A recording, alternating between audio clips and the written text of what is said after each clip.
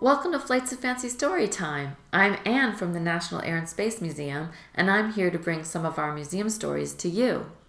Today I'm thinking about things that float in the air, like balloons and bubbles. Do you ever wonder why bubbles are round? They don't always start that way, but when the soap closes around the air, the bubble shrinks to the smallest possible shape, and that shape is a sphere. Balloons are also a thin material filled with air or gas. I made my own balloon by catching some air in a plastic bag. We had an exhibit at our museum in Virginia called Clouds in a Bag that shows different objects decorated with balloons. This fan from over 200 years ago is decorated with 3 balloons flying over the land. The red and yellow balloon in the middle of this fan is very round and has 2 people waving flags. Imagine waving your flag in the air and being able to look down from such a height. That would be fun.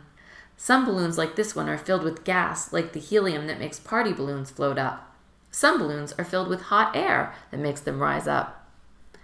Balloons and bubbles can float because they're a very light, thin layer of material filled with warm air or gas. I love to blow bubbles and watch them float in the air until they pop. Here's a story about that. Once upon a time, there were 3 friends. They were Millie, Ruth, and Lou. The friends and Mo were all invited to come to Ruth's superstar birthday party. They were so excited. Millie and Mo picked out a present for Ruth that they knew that she would like. It was a pair of fancy binoculars that she could use for bird watching and looking at the moon.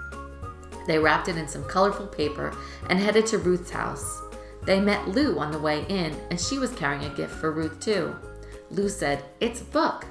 "Oh," said Millie, "Ruth will love it." They saw that Ruth's backyard was decorated with colorful balloons, and there was a table set up for a tea party. There were cupcakes with stars on them, pink punch with star-shaped pineapples in it, star sandwiches, and star-shaped plates. Ruth ran up to the friends and said, "Yay! I'm so glad you're here." She handed each of them a sparkly wand with a star on top. They ran around the yard, waving their stars in the air. "Let's play beanbag toss," said Ruth.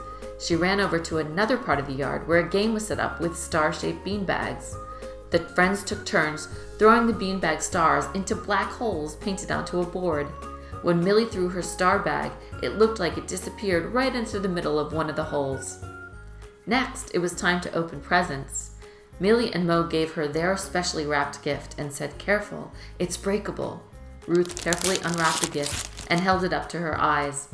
"Wow, I can see every leaf on the maple tree over there. They kind of look like red stars." "Thank you," Ruth said.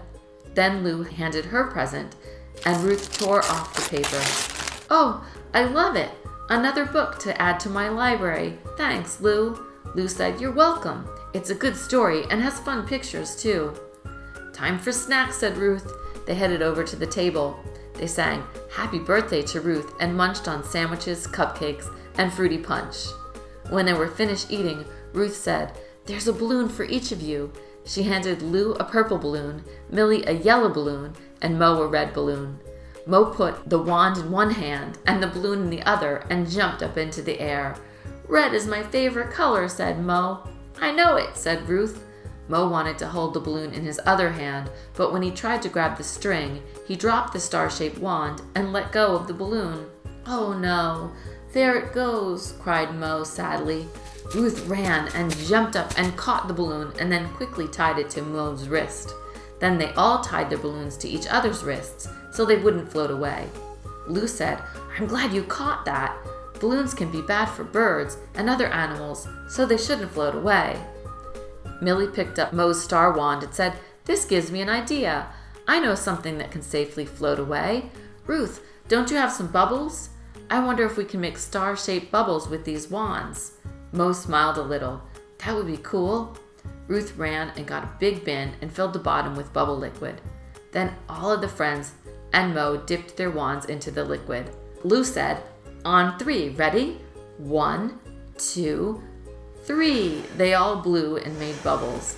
The bubbles stretched out of the star wands and got longer and longer.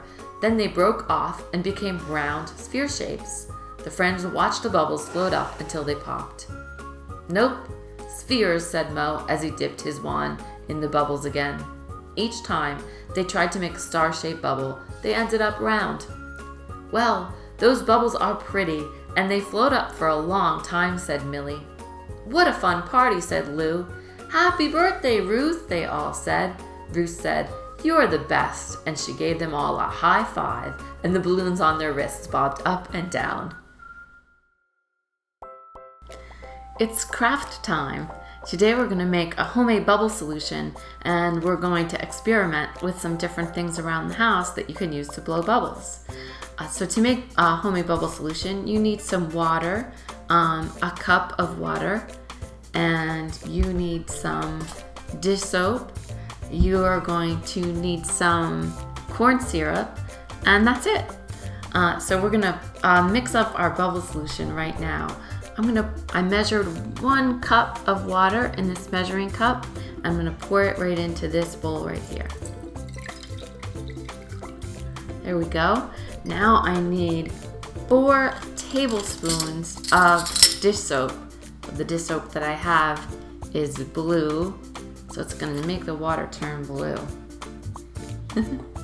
1, 2, 3,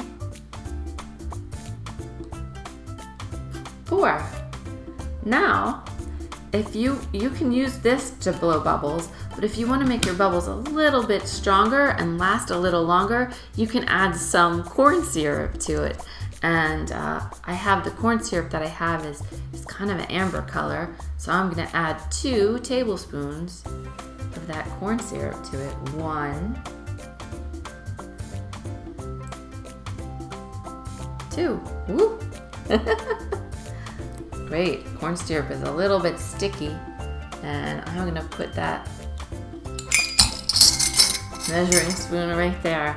Now I just need to stir it up a little bit, and I could just use the measuring spoon to stir it up. There we go. And when I stir it up and mix all of these things together, they should mix equally in, and it's turning green. That's because the corn syrup is kind of yellow and the bubble is blue, and when you mix those together, it makes a really pretty green color. If you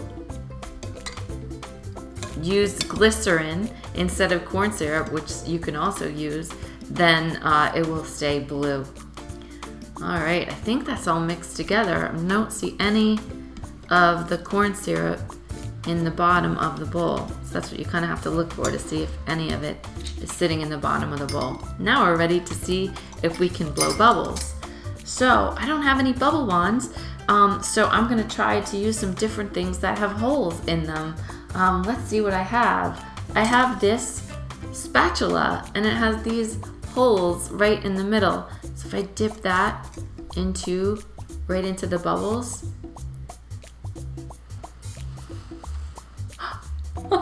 it worked. So that's pretty good. Let's see what else I have over here. I wonder if this CD will work. It has a hole right in the middle. I'm gonna try that. Whew, that's a tricky one. Hard to get the bubble stuff all the way around. Ooh, it's sticking right on the CD. That's pretty fun. Lots of different things you can try. I have these scissors, and they have a little hole right in the handle of the scissors. So I have that worked really well. Wow! How fun is that? So try this and blow some bubbles. And after you make your bubbles, you can find a bottle to put your bubble stuff in and just use a funnel and pour your bubble stuff in a bottle and save it for another day. Or you can reuse your soap containers to put your bubble stuff in. I hope you enjoy blowing bubbles and watching them float away. Bye-bye.